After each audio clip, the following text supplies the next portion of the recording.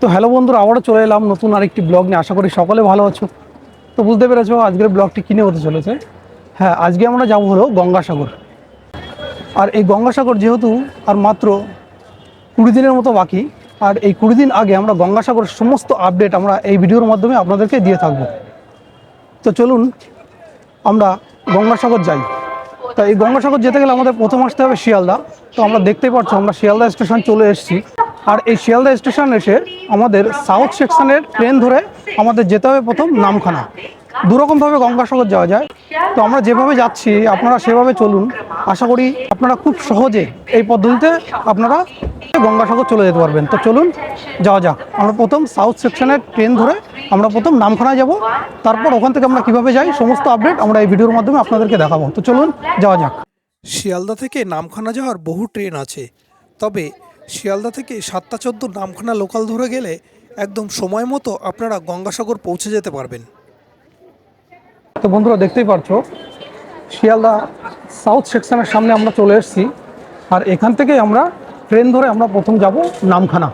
তো চলুন যাওয়া যাক।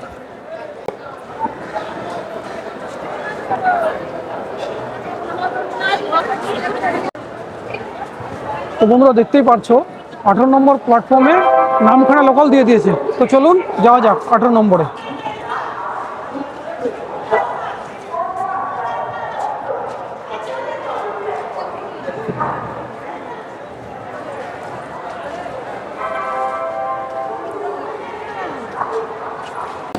তো বন্ধুরা 18 নম্বর প্ল্যাটফর্মে আমাদের নামখানা লোকাল দিয়ে দিয়েছে। চলুন এবার নামখানা লোকাল ধরে আমরা প্রথম নামখানায় যাই, তারপর কিভাবে যাব সমস্ত কিছু আপডেট আমরা এই ভিডিওর মাধ্যমে দিয়ে দেবো। তো চলুন যাওয়া যাক। আর আমাদের এই ট্রেনের টিকিট নিল 25 টাকা। তো চলুন যাওয়া যাক।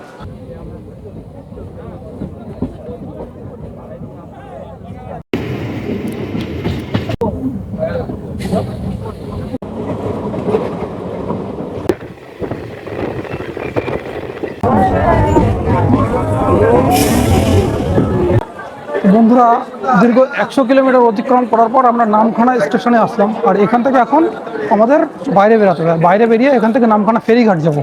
চলুন ওখানে গিয়ে আবার আপনাদের সঙ্গে আবার কথা হবে।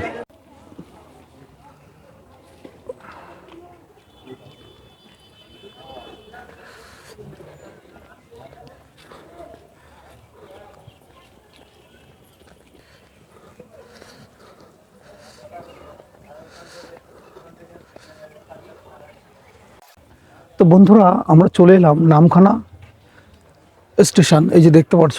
আর আমরা এখান থেকে যাবো হলো নামখানা ফেরিঘাট। আর ওখান থেকে আমরা বেনুয়ান ঘাটে যাব। বেনুয়ান ঘাটে গিয়ে তারপর আমরা যাবো হচ্ছে গঙ্গাসাগর।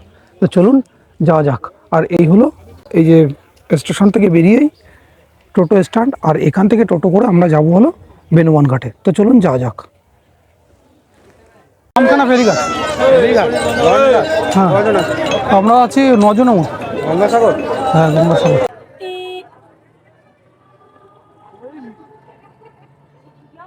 তো বন্ধুরা আমরা নামখানা স্টেশন থেকে নামখানা ফেরিঘাট আসলাম। আর এখান থেকে যাব হলো আমরা বেনুয়ান ঘাটে। তো চলুন আমরা ফেরি সার্ভিসের সামনে চলে এসেছি।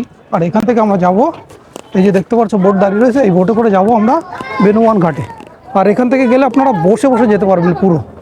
এই যে বোটগুলো রয়েছে এই বোটগুলোই আপনারা যেতে পারবেন।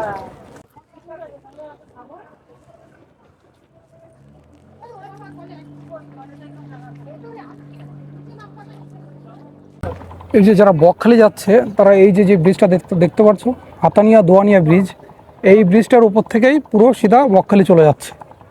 আর এইদিকে সোজা চলে যাচ্ছে হলো বেনুয়ান। আমরা এই বোটে করে নামখানা থেকে বেনুয়ান ঘাটে যাব। বিস্মাত মা আমাদের বোটটার নাম। আর এই ট্রলারগুলো আপনারা দেখতে পাচ্ছেন, এগুলো কিন্তু সুন্দরবনেও ঘোরায় এই ট্রলারগুলোই করে।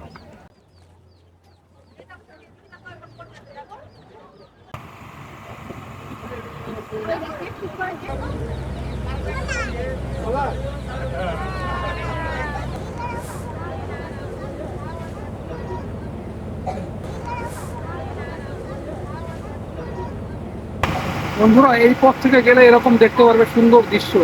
দেখুন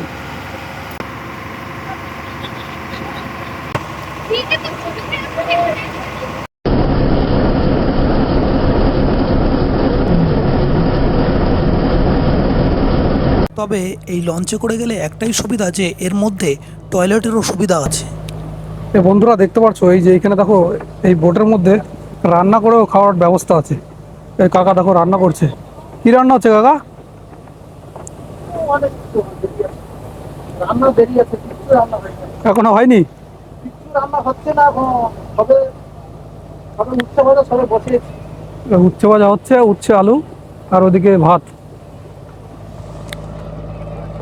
আর এই যে এদিকে দেখতে পাচ্ছ এর ভেতরে একটা রুমও আছে শোয়ার মতো। এই ভেতরে সব এই যে এখান থেকে কাটাকাটি করলো ওই কাকা। আর এখানে দেখো শোয়ার জায়গা আছে, সব রকম ব্যবস্থা আছে। আর আমরা যাব। আর এই হলো আমাদের, এই যে দেখতে পাচ্ছ ক্রুজ পাইলট রয়েছে এখানে কাকা।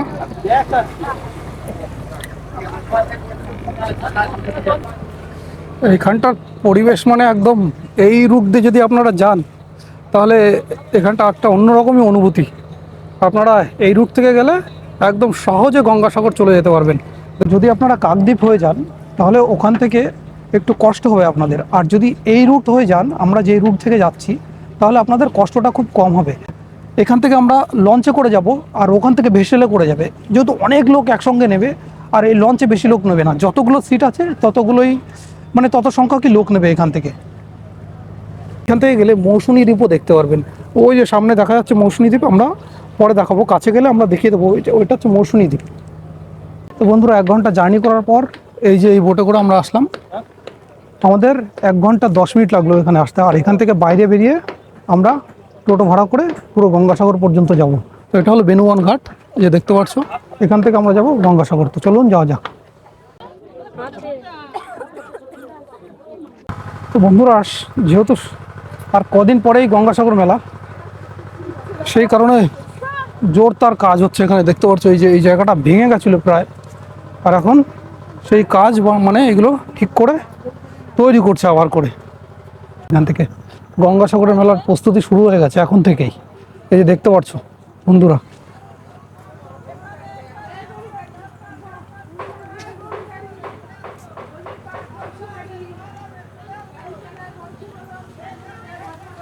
আর বেরিয়েই এই যে দেখতে পারবে, এই যে এখান থেকে এই যে সেই ছোটোবেলায় বউয়ের পাতায় পড়েছিলাম, কুমোর পাড়ার গরুর গাড়ি বোঝাই করা কলসিহারি, গাড়ি চালায় বংশীবদন, সঙ্গে যে যায় ভাগ্নে মদন। এই হচ্ছে মদন ভাগ্নে। দেখতে পাচ্ছ সুন্দর করেছে এটা, এটা তো আমার খুব ভালো লেগেছে। এই দেখুন, ওয়েলকাম জিবিডিএ। বিষ্ণু পাঁচশো উত্তম পল্লব দেখতে পারলেন এইখানে, এখান থেকে আপনারা আপনাদের এই যে এই জায়গাটা দেখতে পাচ্ছ, বেনুয়ান ঘাট থেকে বেরিয়ে এসে এখানে এসে প্রথম আগে বুক করতে হবে। এই যে এখানে বুক করতে হবে, তারপর এই টোটো এখানে 50 টাকা করে শেয়ারে চলে যাবে পুরো গঙ্গাসাগর পর্যন্ত। এই যে সকাল থেকে বেরিয়ে কিছু খাইনি, এই যে এখান থেকে একটা ডাব নিয়ে নিলাম। ডাব খাওয়ার পর ডাবের মধ্যে থেকে এটাই খাচ্ছি, আর এটাই সব থেকে সুস্বাদু। এখন আমরা এখান থেকে বেরিয়ে প্রথম ভারত সেবা আশ্রমের কাছে যাবো, দেখবো ওখানে গিয়ে রুম পাই কিনা। খুব কম খরচে আমরা থাকবো। আর এই যে আমাদের ড্রাইভার দাদা। গঙ্গাসাগর মেলা এখনো 20 দিন বাকি, তার আগের থেকে এই প্রস্তুতি চালু। এখান থেকে দেখুন কাজ চলছে। চলে এসেছি আমরা প্রায় গঙ্গাসাগরের খুবই কাছাকাছি। এই যে দেখতে পাচ্ছ কপিলামুনির একটি মূর্তি করা হলো বাস স্ট্যান্ড।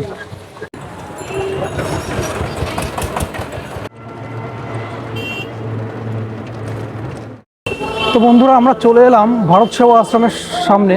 তো চলুন দেখা যাক রুম পাওয়া যায় কিনা। রুম পেলে আমরা আপনাদেরকে জানাচ্ছি। তো বন্ধুরা আমরা তো বেনুয়ান ঘাট থেকে গঙ্গাসাগর চলে এলাম। আর এই গঙ্গাসাগরে এসে আমরা কোথায় থাকবো, এখানে এসে আপনারাও থাকতে পারেন। তো চলুন দেখাই। এই যে দেখতে পাচ্ছ গঙ্গাসাগরে ভারত সেবা আশ্রম সেবা সংঘ, এখানে এসে আপনারা থাকতে পারেন। আর এখানে আপনারা এসে কি করে বুক করবেন সমস্ত কিছু আমি দেখাচ্ছি আপনাদেরকে। আর আমি যে রুমে থাকবো সেই রুমটাও ঘুরে দেখাচ্ছি একবার।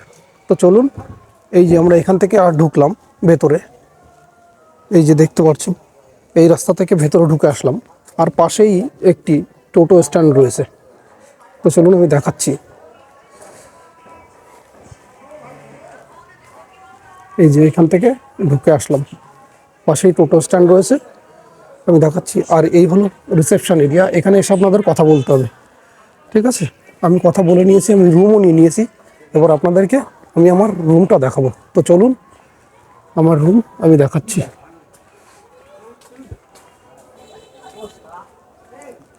আমাদের নিচে রুম পেয়েছি আমরা, এবার আমাদের নিচে রুম পেয়েছি 22 নম্বর রুম।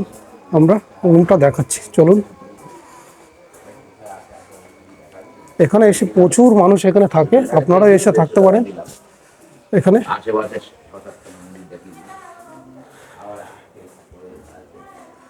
অনেক দিনের পুরনো তো একটু অন্যরকম হয়ে গেছে। আমি কম খরচার ভিতর আমি দেখাবো আপনারা এখানে এসে কি করে থাকবেন। এই হলো আমাদের রুম।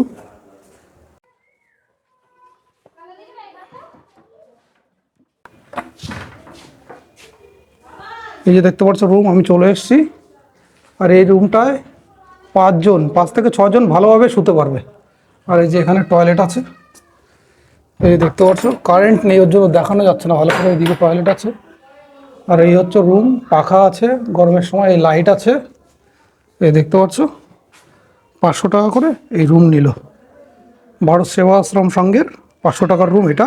5 জন ভালোভাবে থাকতে পারবে, 100 টাকা করে এক একজনের মাথা পিছু আপনারা এসে এখানে থাকতে পারবেন। তো বন্ধুরা আমরা এদিক থেকে এলাম, আর এই হলো দেখতে পাচ্ছ ভারত সেবা আশ্রমের এই যে মূল প্রবেশদ্বার। আর এদিকে চলে গেছে হচ্ছে মূল মন্দিরটি। আর এদিক থেকেও আপনারা স্নানের ঘাটে যেতে পারবেন। আর আরেকটা রাস্তা আছে, এই যে মোড়টা দেখা যাচ্ছে, এই যে সামনে যে বিল্ডিংটা দেখা যাচ্ছে, এই গিয়ে এই ডান দিকে চলে যেতে হবে, তাহলে স্নানের ঘাটটা সামনে পেয়ে যাবে। আর যদি এই দিক থেকে যাও, এদিক থেকে গেলে কোথা থেকে যেতে হবে চলুন আমি দেখাচ্ছি। আর এখান থেকে মন্দিরটি, ভারত সেবাশ্রমের থেকে মন্দিরটি পড়বে হচ্ছে আপনার ওই প্রায় 800 মিটারের কাছাকাছি। তো চলুন আমি যাব হেঁটে হেঁটে আপনাদেরকে দেখাচ্ছি। আপনারা এসে যদি গঙ্গাসাগর কোনো হোটেলে থাকতে চান, এখন গঙ্গাসাগরের মেলা যেহেতু সামনে, এখন হোটেলের রেটটা পুরো একদম হাই চলছে। আমি জিজ্ঞাসা করলাম দু একটা হোটেলে, ওই 2000-এর ওপরে সব, বুঝেছো তো? আপনারা এসে হোটেলগুলোতে থাকতে পারেন। তো আমি বলবো একদিনের জন্য থাকবো, আর হোটেলে থাকবো কেন, এই ভারত সেবাশ্রম সেবা সঙ্গেই থেকে গেলাম একদিন। তো আপনারা এসে হোটেলে থাকতে পারেন। আর এখানে প্রচুর হোটেল আছে, হোটেলের দাম এখানে সবসময় একটু হাই থাকে, 1000 টাকার উপরে পাবেন হোটেলগুলো বেশিরভাগ।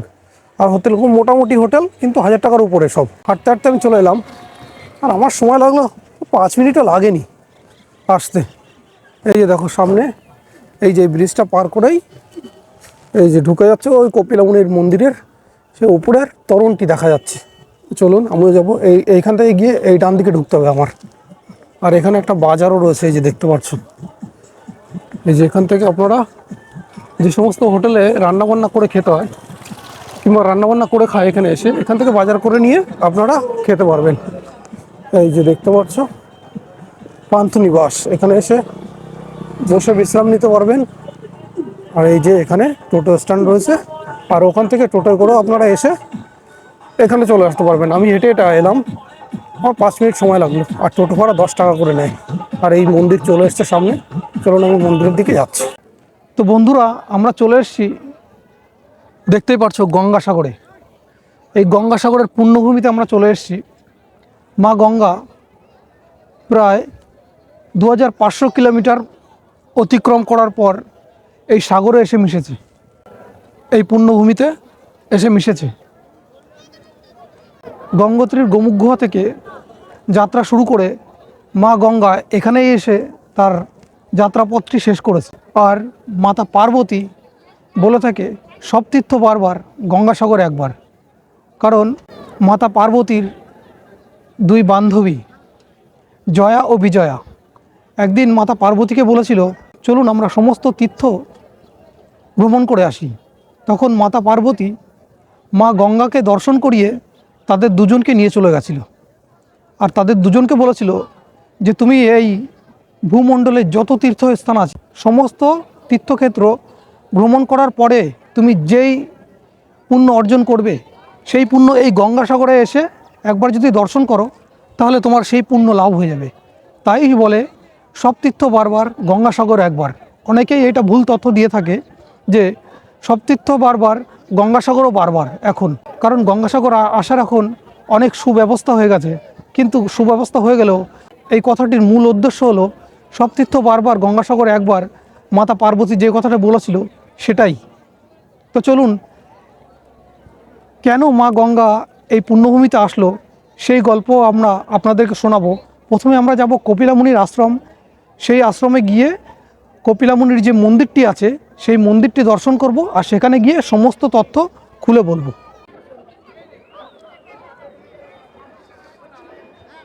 দেখুন, এই সাগরে স্নান করতে যাওয়ার আগে এখানে মা গঙ্গার একটি মূর্তি রয়েছে।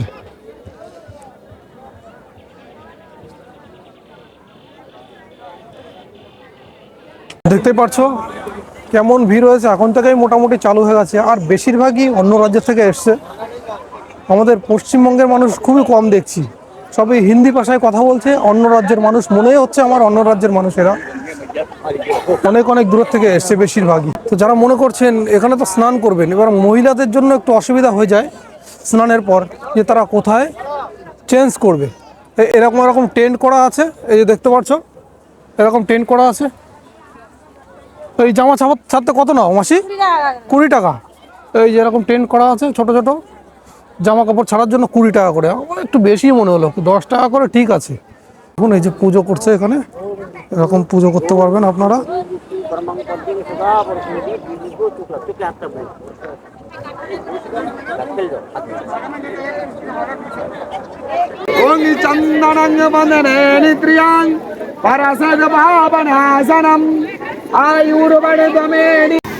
দেখুন ঢেউ, দেখুন গঙ্গাসাগরের স্নান চলছে এখন।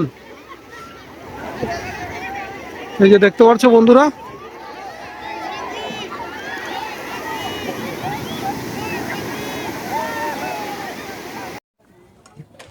এখানে শঙ্খ সব কিছু আছে। এখানে মোটামুটি মেলার প্রস্তুতি এখন থেকেই শুরু হয়ে গেছে। এই যে দেখতে পাচ্ছ, তো এই যে বন্ধুরা দেখতে পাচ্ছ কাজ ফুলদমে চলছে এখন। তবে এখনও সেরকম করে কাজ এগিয়ে পারেনি। এই যে এখান থেকেও এই যে এই জায়গাগুলো দেখছো, এই জায়গাগুলো অনেক মানে এরকম সামনে যে টেন্টগুলো দেখতে পাচ্ছ, এরকম টেন্ট ঘর এই জায়গাগুলো দিয়েও সব জায়গাতে পাবে। এই যে দেখতে পাচ্ছ কাজ হচ্ছে।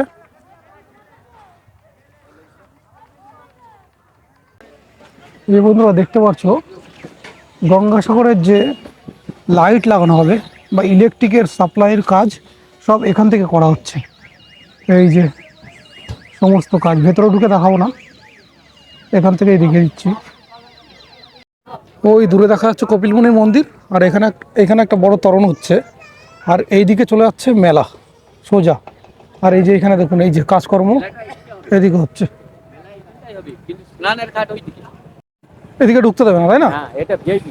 ভিআইপি মানে সব এখানে ভিআইপিরা সব এখানে আসবে, তাই তো? ভিআইপি এই রাস্তা, এটা গোটা ভিআইপি থাকবে। ও এই দিকটা টোটাল ভিআইপি থাকবে, রাস্তা থাকবে। আর এই দিকটা হবে মেলা। এই দিকটা, এদিকটা হবে আর এই যে মন্দিরের পেছনটা হচ্ছে এটা, আর এই দিক হচ্ছে স্নানের ঘাট। এই মন্দিরের পেছন থেকে বেরিয়ে এসে এই সোজা হচ্ছে স্নানের ঘাট, এই দেখতে পাচ্ছ। তো বন্ধুরা গঙ্গাসাগরের প্রস্তুতি পর্বে এখন কাজ চলছে। মোটামুটি কাজ হয়েছে, এখনও সমস্ত কমপ্লিট হয়ে পারেনি। আর এই যে দেখতে পাচ্ছ এগুলো সব পুলিশ ক্যাম্প। এই যে এখানে সমস্ত পুলিশ ক্যাম্প তৈরি হচ্ছে। যেহেতু গঙ্গাসাগর আমাদের পশ্চিমবঙ্গের বৃহত্তম মেলা, সেই হিসাবে সিকিউরিটির ব্যাপার আছে প্রচুর, সেই হিসাবে এখানে পুলিশ ক্যাম্প হচ্ছে। এদিকে সমস্ত কাজ হচ্ছে। এদিকে ঘরগুলো মোটামুটি কমপ্লিট হয়েছে, উপরে ছাউনি বাকি রয়েছে, সাইডে ছাউনিগুলো বাকি রয়েছে এখনও। আর ইলেকট্রিকের কাজ হচ্ছে। এই যে এখানে দেখতে পাচ্ছ এই যে এই দাদা ইলেকট্রিকের কাজ করছে এখানে। মোটামুটি গঙ্গাসাগরের মেলার আগে সমস্ত কিছু কমপ্লিট হয়ে যাবে। এই যে পুলিশ ক্যাম্পের পেছনে একটি শৌচালয় রয়েছে, এই যে দেখতে পাচ্ছ। ঠিক আছে, এটার আগে দরকার আপডেট, আপডেটটা আমরা দিয়ে দিলাম। এই যে পুলিশ ক্যাম্পের পাশেই ঠিক শৌচালয় রয়েছে। তো বন্ধুরা আমি চলে এসেছি কপিলামুনির মন্দিরের সামনে। এই যে দেখতে পাচ্ছ কপিলামুনির মন্দির। আর এই কপিলামুনির এখানে বহু বছর ধরে তপস্যা করছিল। ভগবান শ্রী রামচন্দ্রের পূর্বপুরুষ রাজা ভগীরথ, আর ভগীরথেরও পূর্বপুরুষ রাজা সগর। রাজা সগরের দুটি স্ত্রী ছিল। দুটি স্ত্রীর একটি স্ত্রীর 60,000 পুত্র ছিল, আর একটি ছিল একটি।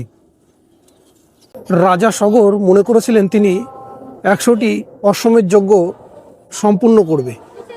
রাজা সগর একে একে 99টি যজ্ঞ সম্পূর্ণ করেন। কিন্তু 99টি যজ্ঞ সম্পূর্ণ করার পর যখন আরেকটি যজ্ঞ, তখন ভগবান ইন্দ্র মনে করেন যে এই পৃথিবীর বা এই ভূতলের সমস্ত শক্তি বা সবথেকে শক্তিমান হয়ে উঠবে রাজা সগর। তো রাজা সগরের 61টি যজ্ঞ সম্পূর্ণ করতে না দেওয়ার জন্য শেষ যেই যজ্ঞটি থাকে, সেই যজ্ঞের ঘোড়াটি ইন্দ্রদেব তার যজ্ঞের ঘোড়াটিকে এই স্থানে এনে বেঁধে রেখে দেয়। সেই 100টি যজ্ঞ সম্পূর্ণ করতে দেয় না, আর এখানে এনে সেই একটি ঘোড়াকে বেঁধে রেখে দেয় ভগবান ইন্দ্র। আর ভগবান ইন্দ্র বেঁধে রেখে দেয়, তখন রাজা সগর যে সেই ঘোড়াটিকে খোঁজাখুঁজি করে। চারিদিকে খুঁজে না পাওয়ায় রাজা সগরের যে 60,000 পুত্র ছিল, সেই 60,000 পুত্রকে ঘোড়া খুঁজতে বের করে দেয়। আর খুঁজতে খুঁজতে এইখানে এসে পৌঁছায় তার 60,000 পুত্র। এখানে এসে দেখে সেই ঘোড়াটি বাঁধা রয়েছে।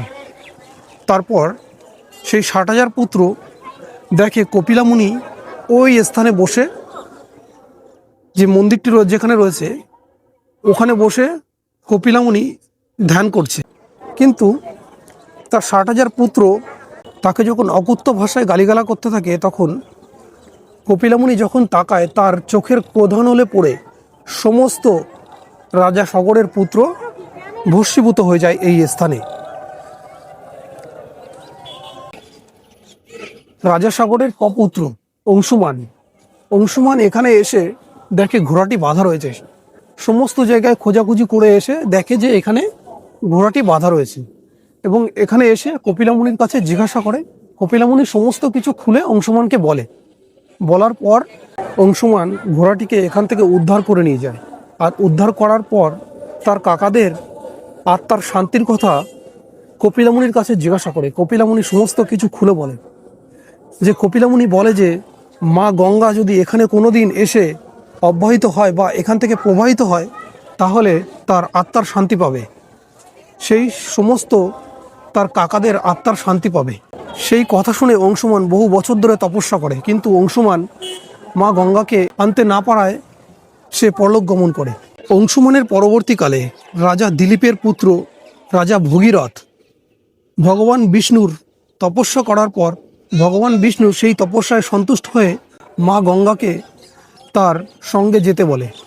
বহু তপস্যার ফলে ভগীরথ এই স্থানে মা গঙ্গাকে নিয়ে এসেছিল, আর সেই গঙ্গার স্পর্শেই তার সমস্ত পূর্বপুরুষদের পাপ উদ্ধার হয় এবং তারপর সে পরলোক গমন। তো বন্ধুরা, এই মন্দির চত্বরে বিভিন্ন দেবদেবীর মূর্তি রয়েছে। তো চলুন এক এক করে সমস্ত দেবদেবীর মূর্তিগুলো দেখাই।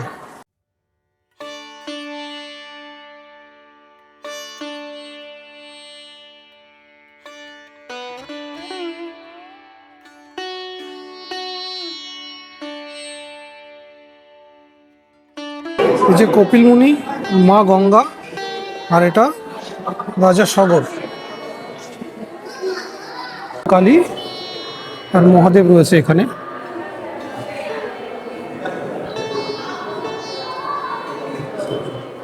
বিশালাক্ষী, সন্তোষী মাতা, আর এখানেই রয়েছে মহাদেব ও পার্বতী, আর কোলে রয়েছে বাবা গণেশ, ভগবান শ্রী রামচন্দ্র ও জানকী মাতা। আর এখানে দেখুন হনুমানজির মূর্তি রয়েছে, লালা, ভগবান শ্রীকৃষ্ণ ও রাধিকা। আর এখানে রয়েছে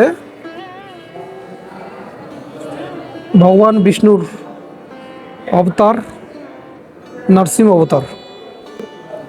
আর এটা সীতারাম। তো বন্ধুরা দেখতে পাচ্ছ, এই হচ্ছে কপিলামুনির মন্দির, আর ঠিক তার পাশে এরকম নাগা সাধুদের বাসস্থান রয়েছে। এরকম চারিদিকে রয়েছে, এই যে দেখতে পাচ্ছ। তো বন্ধুরা দেখতে পাচ্ছ, এই যে এখানে বসে রয়েছে বাবারা, আর এই বাবারা এখানেই সবসময় থাকে। আর এই যে বিভিন্ন এরকম ছোট ছোট কুঠি করা আছে, এরকম যে দেখতে পাচ্ছ এরকম ছোট ছোট অনেক কুঠি করা আছে, এই কুঠির মধ্যে বাবারা থাকে। গঙ্গাসাগর মেলা যেহেতু আর কয়েকদিন বাকি আছে, সমস্ত জায়গায় এনাদের বাসস্থান আছে। গঙ্গাসাগর মাত্র আর কয়েকদিন বাকি, আর বাবারা এখানে আসবে।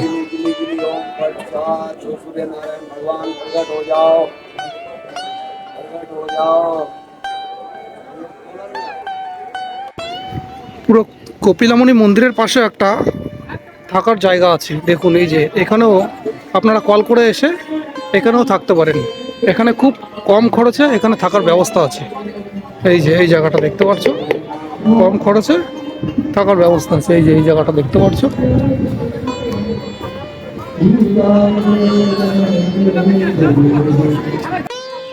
তো বন্ধুরা এই যে দেখতে পাচ্ছ কপিলমুনি মন্দির, আর ঠিক তার এই যে পাশে রয়েছে কপিল সরোবর। এই যে এটি হলো কপিলমুনি সরোবর, এই যে দেখতে পাচ্ছ। আর ঠিক মাঝখানে একটি মা গঙ্গার মূর্তি রয়েছে, সুন্দর মা গঙ্গার বাহন কুমির, সেই কুমিরের উপর মা গঙ্গা বসে রয়েছে। দেখতে পাচ্ছি একটি ছোট্ট একটি সরোবর, এই সরোবরের ওপর মা গঙ্গা বসে রয়েছে। বন্ধুরা হাঁটতে হাঁটতে যাচ্ছিলাম গঙ্গার দিকে, আর গঙ্গার দিকে যেতে যেতে একটা জিনিস দেখা হলো, দেখুন।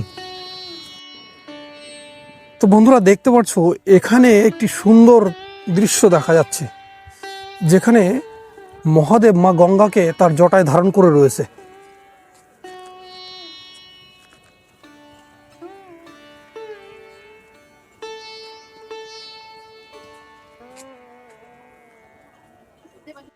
তো বন্ধুরা এই যে দেখতে পাচ্ছ এই রাজা সগর এখানে বসে রয়েছে, আর ঠিক তার সামনে একটি সুন্দর দৃশ্য, মা গঙ্গা এই পৃথিবী লোকে এসে সেই দৃশ্যটি এখানে তুলে ধরেছে। আর এই পাশে রয়েছে রাজা ভগীরথ, আর এই রাজা ভগীরথ যেভাবে মা গঙ্গাকে এই পৃথিবীতে নিয়ে এসেছিল সেই দৃশ্যটি এখানে ফুটিয়ে তুলেছে খুব সুন্দর করে।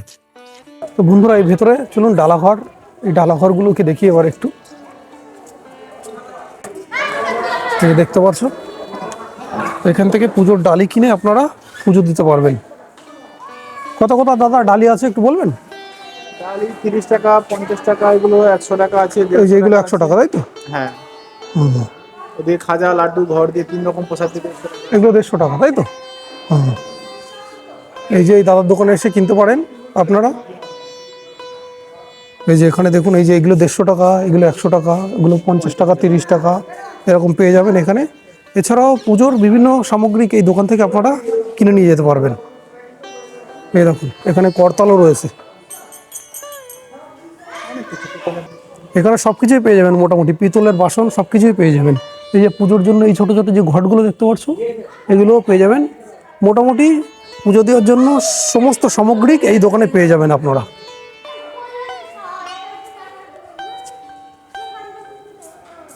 এই যে ডালাঘর দেখতে পাচ্ছ, 4 নম্বর গেটে ঢুকেই ঠিক সামনে দোকানটি পেয়ে যাবেন আপনারা।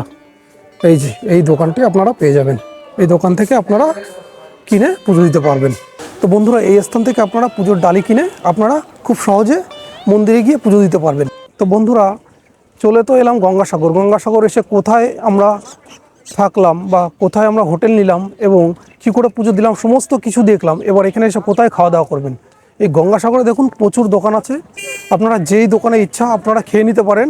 প্রচুর দোকান, এখানে বেশিরভাগ দোকানে মিল সিস্টেম, নিরামিষ ভাত 50 টাকা করে নেবে, আপনারা যে কোনো দোকানে খেয়ে নিতে পারবেন। নির্দিষ্ট কোনো দোকানে যেতে হবে সেটা বলবো না, আর বেশিরভাগ দোকানেই একই রকম খাবার আপনারা সেই সমস্ত জায়গা থেকে খেয়ে নিতে পারেন। তো বন্ধুরা আমরা এই ভিডিওর মাধ্যমে তো আপনাদের সমস্ত কিছু দেখালাম, এবার তো আমাদের বাড়ি ফিরে যাওয়ার পালা। তো আমরা যেরকম করে গঙ্গাসাগরে এলাম আবার সেইভাবেই আমরা গঙ্গাসাগরের থেকে বাড়িতে ফিরে যাব। তো আমাদের এই ভিডিওটি ভালো লেগে থাকলে প্লিজ বন্ধুরা আমাদের পাশে থাকবেন। নমস্কার।